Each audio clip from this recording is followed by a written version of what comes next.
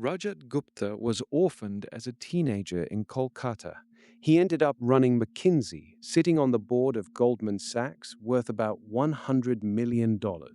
If life were a video game, he had finished it. And in 2008, on a boardroom phone line, he heard that Warren Buffett was about to rescue Goldman with $5 billion, and within about a minute he was dialing a hedge fund friend. Insider trading, prison, everything gone.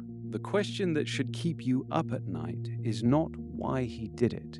It is this: what number would have been enough to stop him? Because if 100 million was not it, maybe there is no number. Maybe enough is not a number at all. This is part 2 of The Psychology of Money by Morgan Housel, and it is where the book turns from how money grows to how people break.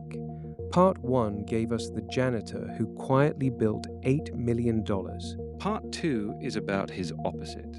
Brilliant, credentialed men who had everything and torched it, and what their wiring says about yours. Housel's first hard idea: enough is not a milestone you reach. It is a skill you practice, and most high achievers never practice it, because the exact trait that made them rich is the trait that ruins them. Bernie Madoff ran a legitimate business, earning tens of millions a year before the fraud.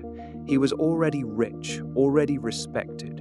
It was not enough, because nothing is enough for a man whose goalposts move with him. Buffett said it best: to make money they did not have and did not need, they risked what they did have and did need.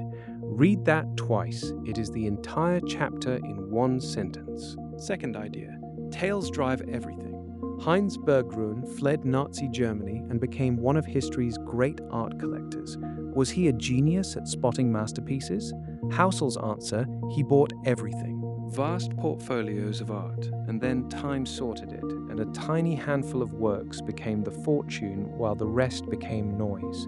Buffett has owned hundreds of stocks. A handful made most of the money. You can be wrong half the time and still win if you stay at the table long enough for your tail events to arrive. The real skill is not picking winners. It is surviving your losers. Which is the third idea: room for error. The math optimal plan works right up until one bad year forces you to sell everything at the bottom, and then it never works again. So Housel's rule sounds almost cowardly and is actually the most aggressive thing you can do. Save like a pessimist, invest like an optimist. Hold enough safety that no crash can ever force your hand. Reasonable beats rational, because reasonable is what you can stick with at 3 in the morning. Put the two parts together and the book resolves into one sentence. Getting money takes courage and optimism, but keeping money takes humility and fear, and they are different skills. The janitor had it, the board member did not. The Psychology of Money by Morgan Housel. Read it in a weekend, reread it every time you get a raise. Next book on this channel, 0 to 1 by Peter Thiel. Bring arguments.